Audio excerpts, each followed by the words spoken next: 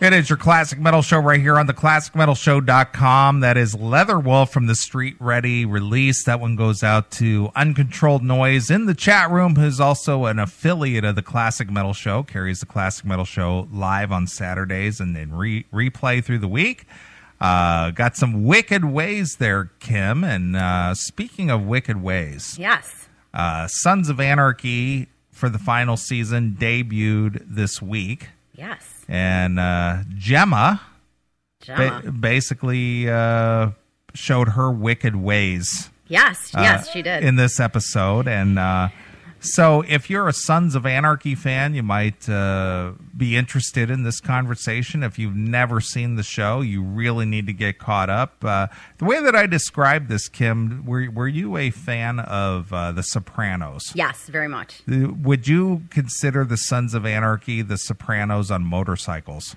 Very similar. Very similar. A lot of people say that Kurt has adopted kind of a line of Hamlet where he's it's supposed to kind of follow the lines of a modern day Hamlet. But yeah, I think comparing it to The Sopranos is pretty accurate. Yeah, so instead of an Italian family in New York, they're a biker family. Bunch of scumbag bikers. Yeah. Dirty, filthy bikers. In Northern California.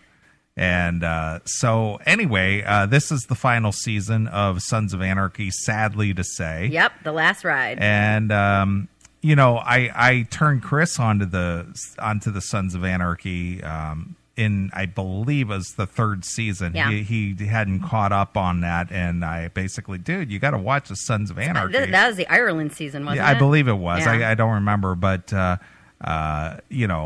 he started watching it, catching all the back episodes and whatnot. Sure. It's like, how did I miss this? Yeah. Did he get him somewhere for free, or did he pay? To be honest with you, I don't know the answer. But I do know for a fact that he did purchase this season off of Amazon. Yeah. Yeah, well, yeah, I know you can get it off Netflix. You can get it from Amazon. Well, yeah, but this new season, the brand new season. Oh, really? Yeah, they released. Oh, yeah, because he doesn't do cable. No, I don't either. Yeah. Okay. Well, none of us do cable anymore. We do everything off the internet now. I guess I'm old school. Yeah, I used to have DirecTV. I don't do DirecTV anymore. Comcast owns my goddamn soul. I hate them. I hate Comcast. Right. Well, anyway, the new season debuted this week, and it was a very violent episode, in my opinion. Yeah, it was ultra violent. Ultra violent? Yeah. It was ultra violent. The show started off with Jax basically ripping this guy's teeth out and carving a swastika in his chest. Yeah, that was intense. So we started out with a very violent scene. Yeah. And then later in the show, there was a mistaken identity where they went in and blew away all those people who were having... Yeah, the Blue Impala. The Blue Impala. Yeah, that's a church. That's a church I might get on board with. Yeah. I'm not big into religion, but they were pastors, and they just blew all those people away just out of mistaken identity. And when they realized the mistake and the one guy was still hanging on to life, they just blew him away. Yeah. And then Gemma pointed out the one of the Asian biker rival gang guys, and said one of Lynn's guys. Yeah, claiming that he was the one who shot Tara, and Jax tortured this guy to death. Yeah, well, a lot of violence in this one. Yeah, it is super ultra violent, and for I just hope those of you that are a fan, these are we should have said spoiler alert. So if you haven't had a chance to catch up, they've had almost a week to catch up on it. So if if they're that much of slackers, then fuck them. That's my point. They should have caught it by now. Exactly. Yeah, it's definitely. I had a lot of expectations. I am a diehard Suns fan, and I had a lot of expectations for this episode. And was it a great episode? Did it keep me on the edge of my seat? Absolutely. But in a lot of ways, Kurt left a lot of things unanswered. I definitely had some expectations for the show based on how the last season ended. So abruptly and with such, an intense moment. And I expected I expected more. I was pretty upset that he didn't give us a chance to mourn Tara at all. Like she was gone and that was it. And, didn't even have, I don't think she ever filed for divorce, but I did notice that it said Tara G. Knowles on the little piece of paper. So yeah, I mean, I could really drill down into some crazy stuff, but it definitely was violent. I think Kurt wanted to make a point with the season that Jax he was definitely in a fork in the road, no pun intended, based on Tara's murder weapon. Sure. But he was definitely at a fork in the road, and he was either going to go, this was it. He's either going, 100% win one way or the other. There is no more. Throughout the series, he's kind of walked the middle of the road, and he's been a bad guy when it served him, and he's been a good guy when it served him. And I think we all kind of got on board with him really trying to take the club in a different direction. And once he had the boys, once he had Abel and Thomas, he really saw the value in family, and he really wanted to take it in another direction. And now he's just like, my girl's gone, fuck that. Right. So he just has the fuck it attitude. I'm just going to do what I've got to do. And yeah, see, Uncontrolled Noise is yelling at us saying no more spoilers. Right. Sorry. Well, anyway, so obviously there's only been one episode so far this season, but was it a good? I guess you already answered this, but was it a good opener for you or not? It was a good opener in that it's opened a bunch of doors that I didn't know were gonna exist. There's the whole dynamic of Gemma hiding Juice out, and Unzer knowing about Juice, and Wendy knowing about Juice, and who's gonna Wendy already she checking herself out of rehab. She already held it over Gemma's head. She's like, well, guess what? I'm staying with you since you sublet my place to Juice. Right. So now begins the layers of all these different people holding the strings that that Kurt does a really good job of doing every season, where everybody's got something on everybody else. Sure. And somebody owns somebody, and it's sad. To me, it's sad to see the way that Jax is going to go. I think it's, he's pretty much sealed his fate at this point. It's just going to be a matter of how much further he's going to go on the path that he's on. I don't know that he gives a shit about redemption anymore. Right. I think he's pretty much, going out guns blazing. So we'll see what happens. Sure. But yeah, I just, Gemma shocks me. I don't know how she looks at herself in the mirror. I mean, I think they're kind of showing signs a little bit of her cracking and realizing, what the magnitude of the things that she's done, and just the shit that she's been involved with, historically going all the way back through the series. She always swears, her whole thing is that she stands for family and protecting family. And she's been the most destructive force in her family all the way through. Sure. And so, it's funny. It's like we were, talking about earlier with, women and wanting to be thriving on drama. And I think Gemma is a textbook example of one of those women that thrives on drama. Right. She had a rough childhood. If you know her history, she had a rough childhood, and she's grown up in that life. And I think that if she truly had a calm, peaceful, loving family environment, I think she'd come out of her skin. Because you notice that, when things are going well, it seems like almost 9 out of 10 times, it's something that happens to Gemma or something that Gemma does that throws everything into chaos. It's like she can't have it be calm and peaceful. She's one of those bitches that isn't happy unless she's getting punched in the head. Right. All right. Well, hail and kill, caller. You're on the air. Go ahead, caller. Hello. Hi. Hello. Hello. Go ahead. Hi there. Actually, I just wanted to request a song. Request away. You want to request a song? Who is this? My name is Deanna. Deanna, where are you What's up, from, Deanna? I am from Edmonton. Edmonton, Canada? Nice. Yes. And how did you find out about the Classic Metal Show? Actually, a friend of mine told me about it. Okay. Nice. His name is Motorhome. Okay. Oh, nice. So can I play some Gordon Lightfoot for you, or some? Can I play some Rush for you, or maybe Some Motorhead, actually. Motorhead? Nice. Typically, on Pearl. Fantastic. Okay. I'm down with that. All right. Well, we'll do it. You're not naked for Motorhome right now, are you? I'm not what? You're not naked for Motorhome right now, are you? No. Oh, okay. I thought maybe you owed him a favor or something, and No. No. okay. So Yeah. what is the song you want to hear again? On Pearl. On Pearl? On Parole, it's very fitting for our Sons of Anarchy Right. conversation. So when we're finished with our violent discussion, we'll play some Motorhead. Nice. Sounds good. Excellent. Well, hail right, thank you. Well, hail and kill. Awesome. Thanks for calling. For sure. Thanks. Bye. You girls got to get with the fuck you, pal. I know, right? Yeah, really. I haven't said fuck nearly enough. Like I'm not fulfilling Well, Chris's profanity quota. Well, I don't know that there is a quota, but that's Chris. Fuck, fuckity, fuck. Right. Okay, I'm caught up for a while. There you go.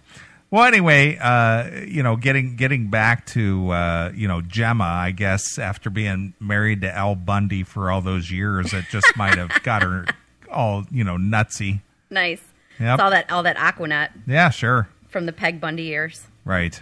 So what is your expectation for the Sons of Anarchy this season? I mean, obviously it's a mystery to everybody. Nobody knows what's going to happen except for Mr. Suter himself. Well, yeah, and actually, what's interesting if you did watch the show and you watched Anarchy afterwards, which was kind of the live follow-up that they did to the premiere. As of Tuesday, he was still writing episode 10. So, right. I mean, he hasn't even finished writing the season yet. So, my prediction is I think it's gonna end in chaos. I mean, Kurt has already said that he's guaranteeing at least 2 club members die. It's questionable who that's gonna be. I kind of figure, one of them's going to be what I call a red shirt. On Star Trek, it was always the red shirts that got killed, the guys that you didn't even know their name. So I don't know if it's going to be critical characters. The biggest thing that people seem to be talking about more than anything is it Jack's going to survive, or is he going to end up being one of the ones that gets killed? I don't see it ending well for the Sons. I see them kind of ending in chaos and disarray, kind of, it's going to be kind of a Reservoir Dogs ending. I think everybody's going to, it's going to end in shambles. And Sure. So they're just basically going to obliterate themselves as a club. Well, yeah. I mean, like I said, Kurt's saying only 2 club members are going to die. But I definitely, if that's the only body count from the club, I definitely don't see the Sons continuing on. I don't see them riding off into the sunset right. together. Right. I think Bobby's kind of had one foot out the door for a few seasons now. I think he sees what's coming, and I think he's kind of preparing himself for the worst. And Tig's insane. I mark my words. Tig and Venus are going to hook up this season. That's the one prediction. That's the one prediction I will make is Tig and Venus are going to hook up. Okay. Other than that, all bets are off. Some people have talked about like Gemma's going to kill herself. I don't think so. I think my biggest question is where are Abel and Thomas going to land? Mm-hmm. I don't see them staying with Wendy. I don't see that being enough of a twisted storyline. And I believe too much in karma to think that Gemma, even the for Gemma's, even for a TV show, huh? Yeah, I believe too much in karma to think that Gemma's going to get out of this and, you know, have her grandsons and live happily ever after. I mean, that's really going to shake my foundation as a human being if that's actually what happens. Right. So I actually, whatever route it takes, and I believe there's definitely going to be some shit that comes at us that we're like, okay, I totally didn't see that coming. As much of, you know, a fan I am, and as much as I think I'm an expert, I know there's definitely going to be some curveballs and some stuff that I was like, yeah, no, that's not how I saw that playing out. But yeah, I think it's going to be a very sad ending. But right. you know, at the same time, I'm already excited for the prequel. So that's that's Kurt's next thing, is he's actually supposed to be developing the prequel for, you know, the original 5 or whatever, back when, you know, before JT got wiped out. So I'm excited to see how the Sons actually were developed and came together. Mm-hmm. And what part did you play in helping to develop the script for this, Kim? I wish I could say that I had a part. Right. I wish I could say I had a part in it. Sure. All right. Well, obviously, you're very, very involved with Sons of Anarchy. Yeah, super. I mean, I don't think I enjoy the show. I mean, I've been watching it since the beginning, but I don't think that I could fluently quote all the people and all the players' names and all their, you know. Yeah. And I guess my second question is, I know you don't have any children, but no. will you be soliciting to adopt Abel and Thomas and Abel? No, I can't. No kiddie seats. I can't fit any car seats in the back of the bus. That is true. All right. Well, speaking of violence, you live in the great city of Chicago. Yeah. I'll be very honest with you. I was born in Oak Lawn. Nice. Yeah. And you know, I never lived in Chicago proper as an adult. And, you know, I've been in this area for the last, let's see here, 11 years. Yeah. And I'm not a fan. Not a fan of the city. I'm not a fan of the area. I'm not a fan of the city. You know, I know that you're from this area. Yeah. And the thing is, one of the worst parts of you know, the city of Chicago that's like it's like a dirty secret almost, is the violence among the groups on the South Side especially.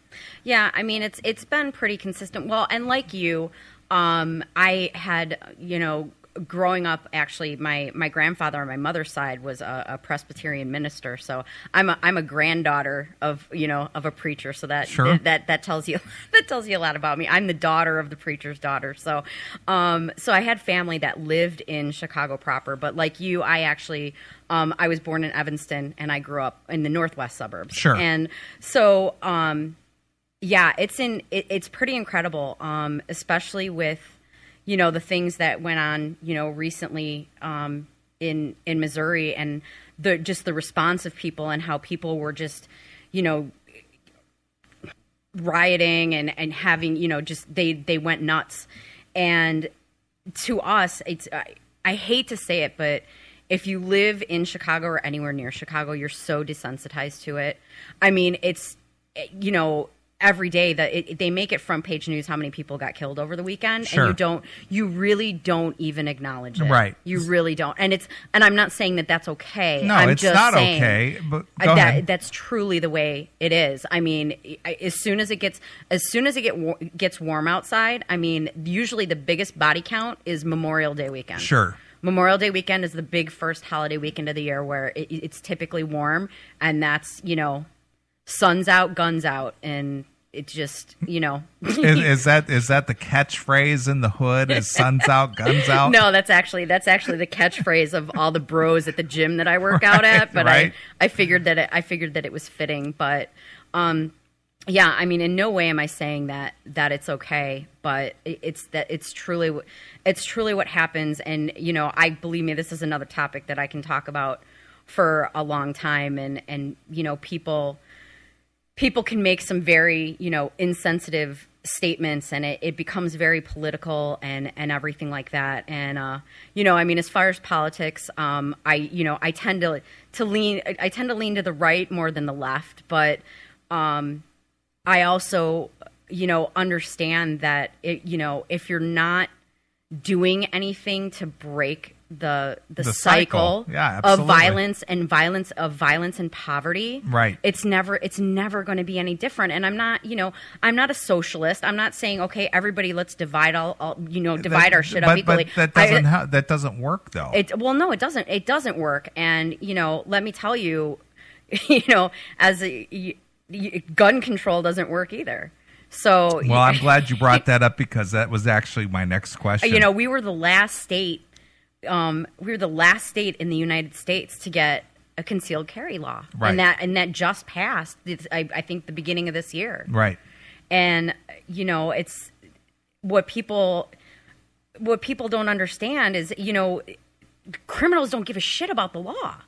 If criminals gave a shit about the law, then gun control would work. Right. Nobody would shoot anybody. The only thing that gun control has done, especially in the city of Chicago, is keep law-abiding citizens from having the ability to protect themselves from thugs that don't give a shit. I mean, it's not even so much people getting shot and killed. The big thing now is what a lot of the kids are doing is they're almost doing these crowdsourcing jumps at the train platforms. Right. And people, just unsuspecting people, couples taking the train into the city to go into the Loop and have dinner or go down to Navy Pier, they're standing there not, knowing there's kind of some unspoken rules. Once you cross into the city limits, there's just certain things that what to do and what not to do. And, there's just people just getting decimated. Even if they're not getting shot and killed, they're getting beaten into comas for iPhones. It's insane. Right. And that's very interesting that you even brought that up, because I did not share any of this with you. One of the subjects that I was bringing up is that this week, 7 basically juveniles were charged in Chicago for a machete attack. The machete attack. Yeah, the machete attack. They, if I'm not mistaken, they approached another teenage kid, couple kids. Well, yeah, and they did the whole gang sign thing, and when the victims refused to throw up any gang signs or acknowledge it, they were attacked with machetes. Right. I mean, it doesn't get more animalistic than that. I mean, I think it was a couple years ago, 2012, that we had like a record number of murders. And we've been, I think I read a story where we've been in the top 3 since 1985. Sure, absolutely. Which, is to be expected. There's Chicago, New York, and LA. That's kind of and Gary. Yeah. And, that's kind of the top 3. And, it's unreal. And they keep, they decide that we need more police, we need less police, we need cameras, we don't need cameras, and I think it was a couple years ago that they coined the phrase Chirac, and they just started, it is literally in some neighborhoods just absolutely a war zone, and it's heartbreaking. I mean, literally, you go 2 blocks from the United Center, so here I am going to a Hawks game, because, sure. Blackhawks, hockey rules. Right. And 2 blocks from there, there's just a level of poverty that is unimaginable unless you see it. It's unreal. I lived in L.A., and I think it's closed down now, but the L.A. Forum was a huge music venue that I used to go to, and you would not want to venture out more than a block away from the Forum. Yeah. Because you're liable not to come back. Exactly. So it's the same thing. Yeah, it's just awful, and I would, I certainly have my opinions, and I was actually pretty surprised. I think we all thought that the applications for concealed carry permits would skyrocket, and they really haven't. There was an initial push. A very good friend of mine works at a shooting range, so she kind of gives me the the 411 on stuff like that. And when they first announced is that police code, by the way? the info. Not only are you in on the Sons of Anarchy, but you're in on the police code and the lingo and the lingo and the jargon. No, but I think everybody expected this huge push, and there really hasn't been, and it's overwhelming. I mean, as somebody that I can't say I don't live in it. I live near it. So does it affect me personally on a daily basis? You're violence adjacent. Yes, I'm violence. Yes, true. But it's so overwhelming that as an individual, you see it, you read the headlines, you shake your head, and you just go, God damn it, it's horrible. But you move on. And I'm not saying, I'm not saying that's the right thing to do, but Jesus Christ, the politics in Chicago, what do you there's nothing you can do about that. It's a big stupid machine that's just going to keep rolling on. If I'm really going to get started, it's the politics in the entire country. But I haven't yet announced my candidacy for 2016. Yeah, so. but that brings up a good discussion, Kim. Yeah, if you could run for politics and say you were successful in your bid, what would you do to fix it? How could you fix this? Wow. Yeah. And that's a good question. And that's what you sit and you think about. And it's not, it's not an easy task. I definitely think that there is an element of force that has to come into play to clean up what's there right now. Mm-hmm. But like you and I touched on earlier, if you're not doing something to break the cycle, if you're not doing something where you're not teaching, when you need to start teaching teenage girls that being pregnant at 15 is not something to be proud of. Right. It's not cool to have 5 baby mamas. That's not, it's just not. But that's how, a few years ago I read a book by Malcolm Gladwell. I actually read several of his books. Wait a minute. You listen to metal. Yeah. And you read? Yes, believe it or not. Are you shitting me? Yeah, well, they tend to have a lot of pictures. They tend to have a lot of pictures. Let me get this right. You listen to metal, you like sports, you enjoy guns. Yeah. You're involved with bikers. Yeah. I eat red meat. I drive. But you read? Yes, really? I read. Unfucking believable. I know, right? Oh. Pinch me to make sure I'm real. All right, go ahead. But he wrote several books. But one of the books was called The Tipping Point, and he relayed a story of a gentleman. And it's been a while since I read the book, so I'm not going to remember it. But the point that he made was that in New York City in the 1980s, crime actually dropped, and what he attributed that to was the passing of Roe v. Wade and abortion becoming legal. Because what he said was women in poverty that had no choice when they got pregnant but to have children, and they were most likely going to be single moms growing up in poverty. The children were going to grow up without a father figure in violent environments. Mm-hmm. They now had the choice to terminate the pregnancy. So his argument, it's super controversial, but his argument was that those future criminals were never born because they made abortion legal. Sure. So, so is one of my presidential stances that I'm going to start sterilizing people that I don't think can raise children. Not at all. But, it's one of those things like it's gotten to a point where it is going to take a level of force more than we're putting out there right now to stop what is happening right now. But again, if we're not reaching out to the kids and we're not giving these kids some kind of chance, and now, here, of course, I sound like, I'm a socialist and, everybody gets a free education and everybody gets a free ride.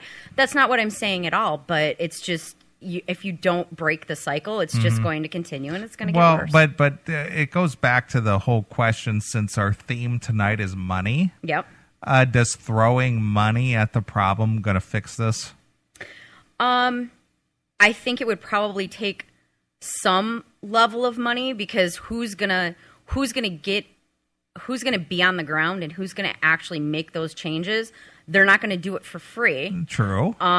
So I think it does take a level of money, but I think it also takes a level of humanity and a level of passion and a level of, wanting to make the world a better place. I mean, I realize I sound like I'm shitting rainbows right now, but yeah, stop popping rainbows into my ass there, Kim. Seriously. No, but in reality though, Kim, in reality, this all boils down to having a moral compass. Absolutely. And the people who are shitting out these kids who are not being cared for, who are not being raised properly. Well, yeah, and it's a status symbol. It's a status symbol to have a dozen kids and 7 different fathers. Well, but regardless of that, but there's no moral compass within the community that, is tolerant. And we hear this term a lot.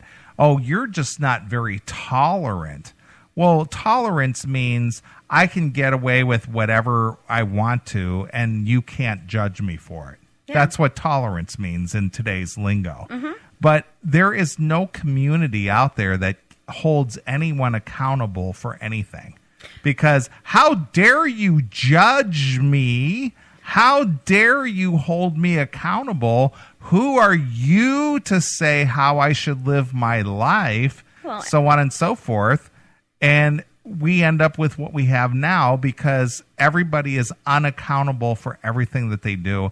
And if you do point a finger, or if you do make a recommendation that maybe you shouldn't be pumping out a bunch of kids, maybe you shouldn't be having 6 or 8 kids by, 6 or 8 different fathers, you're judging me, man. Well, yeah, exactly. And it's, everybody wants to have their cake and eat it too. Everybody wants to be free and nobody wants to have any rules, but that's what happens when there's no rules, is everybody does exactly what the fuck they want to do. And that's how, that's how it gets to where that's how it gets to where it is. And, unless, but, like you're saying, who's going to step up and start putting the rules on people? Yeah, but is the government who sits in judgment? Right, but is the government the answer, or how do you get a cycle broken when you can't get the people who are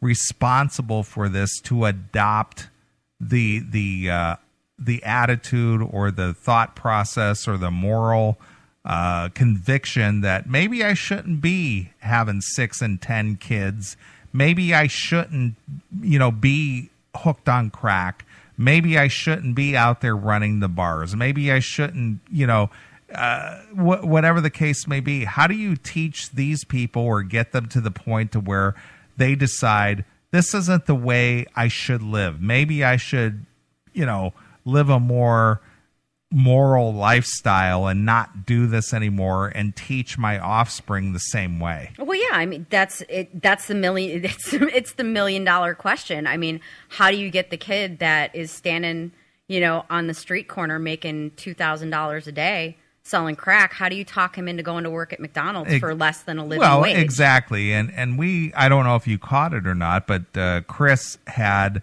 a very successful drug dealer from the 80s here on the show. Yeah. Freeway Rick Ross on the show. That guy sold $1 billion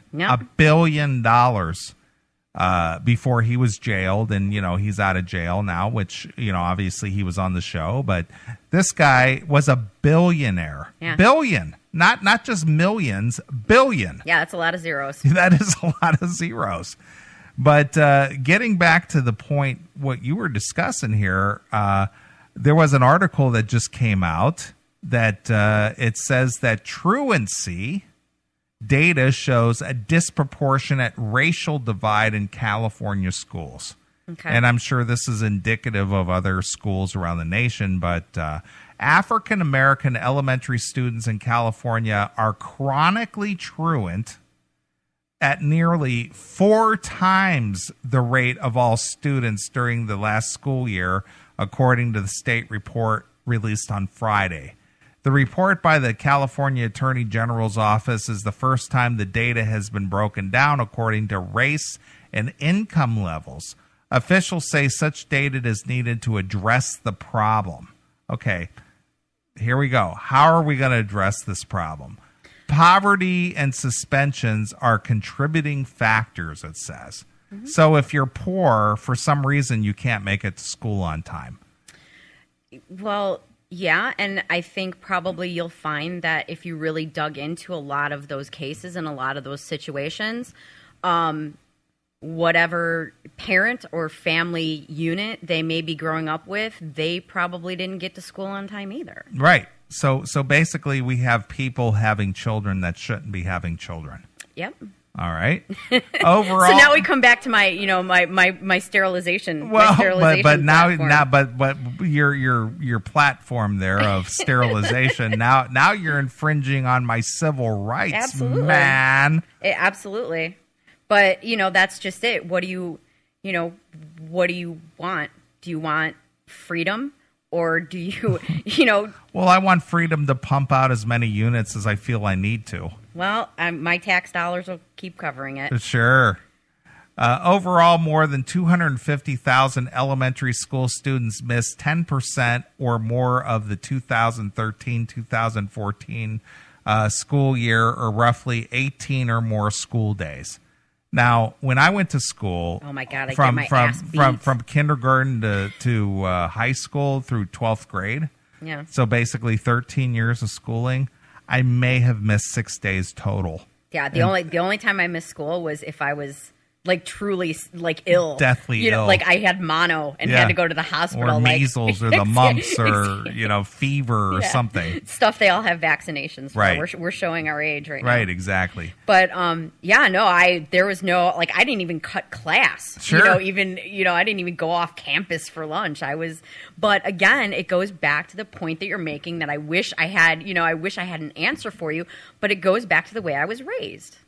Period. I was raised that I got up and I went to school, and I had that discipline in my life, and I would never think of skipping school or doing anything violent or anything like that, because that's just because there were consequences in my life. But you had pressures on you from home and social and community that you needed to toe the line. Absolutely. But I think Metallica said it best back in 1984, kill them all. Yeah, I mean, that would definitely be a solution to the problem. But again, I think it goes back to money. It's not what's going on right now in the most poverty-stricken areas of the country. It's not hurting the people in power. It's not hurting the people that pull the strings. So until it hurts somebody that matters, it's going to keep going. Somebody's making money off those guns that are getting those AKs and those ARs that are on the south side and are on the west side. Somebody's making money. So Absolutely. Somebody's making money off of that. Sure. So until poverty and violence in the most poverty-stricken areas stops becoming a revenue center, right? it will continue to happen, because unfortunately there's it doesn't hurt me, so I don't but people really have that attitude. Well, it doesn't affect me, so what do I have to do about it? Right. Until it's in your until it's in your front yard. You don't, you look at it on the news, you shake your head, you say, what a shame. And then, you go back to your TV dinner. Right. And it's, like I said, I'm not saying it's okay. I mean, there was something, I want to say it was a couple years ago, they started the program, up in the far north suburbs of Chicago. We have a naval base, Great Lakes. And, what they actually did was they have started training their combat surgeons, the medics and the people that they are sending overseas to destroy these scumbag fucking terrorists. They're actually training them at Cook County Hospital. That's actually part of their training, is they do a rotation. And for those of you that don't know, Cook County is the free hospital. That's where you go if you don't have, thanks to Obamacare, we all have insurance now. But I don't. God bless you. But that's where you go when you live in these areas. Right. That's the only hospital that takes you, because that's the county funded hospital. So yeah, I was actually, that I think that actually says a lot about the situation, is that the military's actually, and God bless our military. I would never say anything bad about them, but they're actually taking they're taking the situation to train their combat doctors before they send them overseas. They do a rotation at Cook County Hospital. So that's basically a learning hospital. Exactly. Yeah. All right. Well, getting back to the absences are highest at the kindergarten and first grade levels when children learn to read, according to the experts. The study found 37% of black elementary students sampled were truant, more than any other subgroup, including homeless children. So these kids who live in a box get to school more often than the black kids. Well, it's just, and what's at that level, it's not even the child making the conscious choice. It's True. It's not the 5-year-old Absolutely. saying, "Fuck you, I'm not going to school today." Right. It's Mama's was at the club till 4 a.m. and Right. she can't get her ass out of bed. Sure. So, either that or grandma's got, all 6 of the kids and she's overwhelmed. And, at that age, they're not even making the choice to be truant, Well, but they are learning at a very young age. Yeah, but this that is it's just okay. normal. This Yeah. is just normal way of life. Yeah, and that's awful. So anyway, it says statewide, an estimated 73,000 black elementary students were truant last school year. California law defines truancy as being absent or arriving more than 30 minutes late without a valid excuse 3 times in a school year. Students who miss 10% of the school year without good reason are considered to be chronically truant, which experts say increase their risk of failing. Attorney General Harris has been pushing for the state, now get this, to adopt a system that tracks the absentee rates of individual students. California is among only a handful of states that do not. Legislation for such a system is on the governor's desk. So here we go. More money being spent. Yeah. Just throw money at it, and usually what happens is the necessary level of oversight doesn't come with that money. Right. They throw money at it, and some of those people, the people that are really at the ground level, the people that really do care, and the people that are actually knocking on the doors and walking down the sidewalks and trying to get these kids engaged and trying to reach out, they're getting paid $15,000 a year. And, it's just, it seems like it's almost so backwards. And like I said, if I had the answer for it, I'd be president. Right. Well, the Attorney General's office teamed up with the private company Aries Student Information System, which broke down the data from 32 school districts.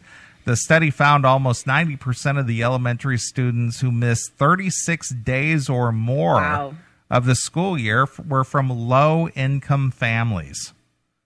Because the state, so basically, if you're low income, that means you can't get out of bed on time and go to school. Well, yeah, because whoever you're living with isn't making you get out of bed. Exactly. So does it really have anything to do with low income, or does it have something to do with just getting the job done? Well, yeah, but if you're at that level that somebody's just giving you a check to sleep in every day, what's your motivation to get out of bed and do anything different? Exactly. Because the state is not collecting this critical information, the attendance crisis among African American children has largely remained hidden, the report states. Therefore, we cannot conclusively explain the stark contrast between African American elementary students' rates of absenteeism and that of nearly every other subgroup. We do know, however, that African American children experience many of the most common barrier to attendance. okay, including health issues, poverty, transportation problems, homelessness, and trauma in greater concentration than most other population. Well, I don't disagree. I don't disagree. It's that's awful, but that doesn't make it okay. But like I said, if you get a check anyway, who gives a shit? Well, my point is why are these young children experiencing all these things within the African American population? Is government legislation and throwing more programs out there going to fix this? No, it's never going to fix this. No. Research has found students who are truants starting at a young age are more likely to drop out. Dropouts cost the states more than $46 billion each year, including more than $1 billion in juvenile crime costs alone. Well, yeah, and they're gonna cost even more when they spend their lives in prison, and we're feeding them 3 times a day and paying for their cable television. Well, that's another good point. I'm going to bring that up too. Hetty Chang, director of Attendance Works, a nonprofit that studies chronic absenteeism, says students in impoverished areas often suffer from greater health problems, such as asthma, perhaps because the home is near a freeway. Well, I can definitely speak to that. I mean, in Chicago and the surrounding areas, they call it Section 8 housing, sure, which is basically low income subsidized housing, and it's actually pretty interesting. They did a study, another study, but when they tore down the Cabrini Greens and the Robert Taylor homes and the kind of the larger complexes, the larger the high rise complexes,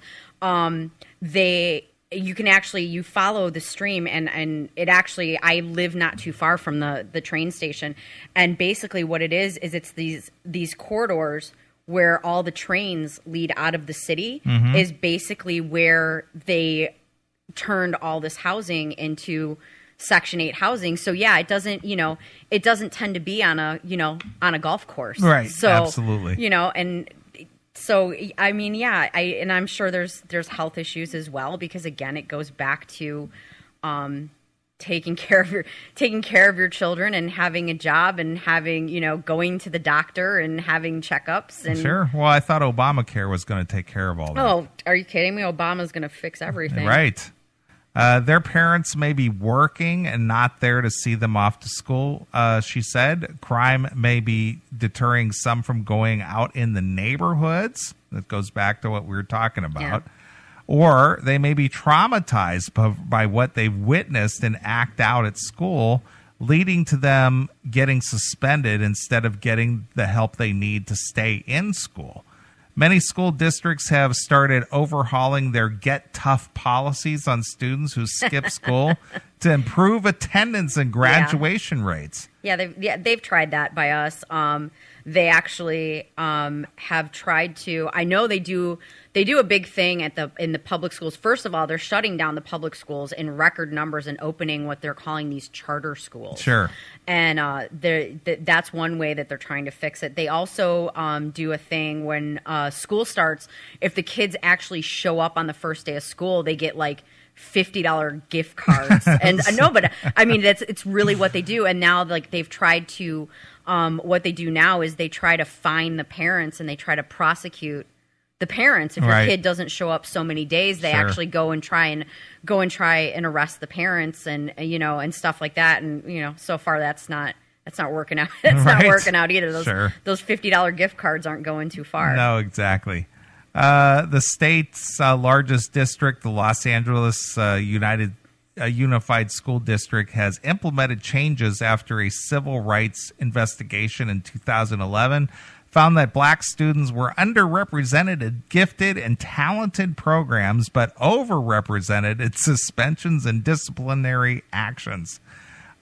Truancy experts say school districts have seen success by providing one-on-one support. Now, once again, what does that cost to have a one-on-one teacher? Exactly. Basically, what you're doing is you're buying them a new parent. Yeah, as you said that, I rolled my eyes because you know what? I didn't need somebody to show up and get my ass out of bed to go in the morning. So, you get to a point that when you are a contributing member of, society, you get to a point where you're just like, fuck them. And it's hard, but I don't know. But seriously, fuck them sometimes, for real. Because, how much further are we going to let it go? Right. Until enough is enough. Sure. But, when we speak up and say something, like you said, like we're stepping on people's civil rights and we're judging and we're not being tolerant and everything like that. I'm tolerant of a lot of things unless you're a fucking asshole. I'm not tolerant of assholes. Sure. That's about, I'm tolerant of a lot of things. But, just being, you got to pull if you're pulling your weight like I'm pulling my weight. If you're a contributing member of society, God bless you, and I think that you should be helped and you should be rewarded. But you know what? You got to take the first step. You got to make an effort.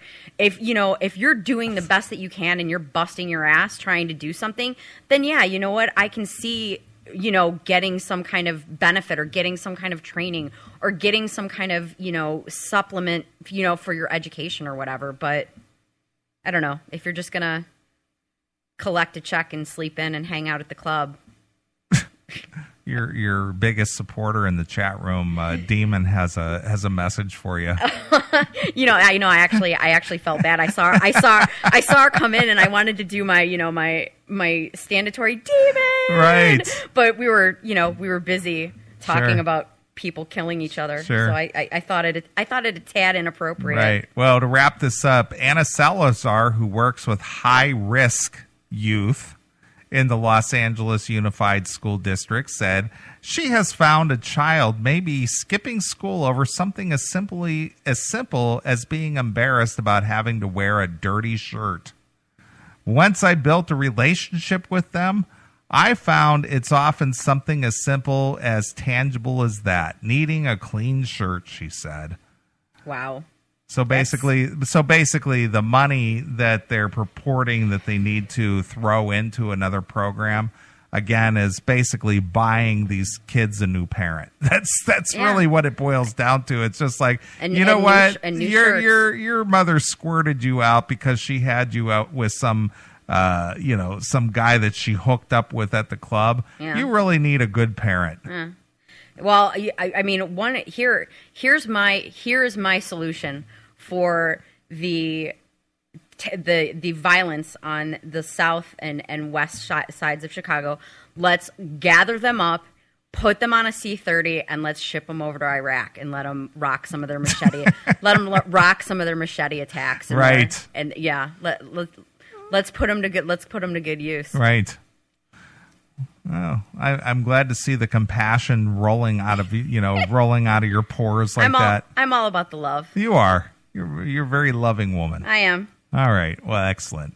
Well, not to bring the show down, but since Kim lives on the west side of Chicago and I live on the east side, and in between the two shall not meet because we might get killed or machete attacked. Yeah. Yep. I thought that would be interesting to bring that up because this is something that your Al Sharptons or your Louis Farrakhan's or Jesse Jackson. Don't forget about Jesse. Or the Jesse Jacksons, who is a Chicago resident. Mm-hmm. They never speak out about it. Never hear a thing about it. And if you dare bring that up, you're being racist, man. You don't understand the plight of what these people are going through, and you've got no right to talk about that. Yeah, and they're probably getting a cut of the gun trade too. Sure. So. Sure. So, again, it's until it's painful for people outside of those communities. Right. It's not worth it to do anything. It's something you watch on TV. It's like watching Sons of Anarchy. It's something you see on television, and then you change channels when you don't want to watch it anymore. Exactly. All right, good spirited discussion there, Kim. I appreciate your input. So since we are talking about the act of criminality, and since we did get such a fine phone call from the friend of Motorhome, I thought we'll wrap up this segment with On Parole. Nice. Perfect. All right, well, here it is. This is Motorhead with On Parole exclusively here on your Classic Metal Show.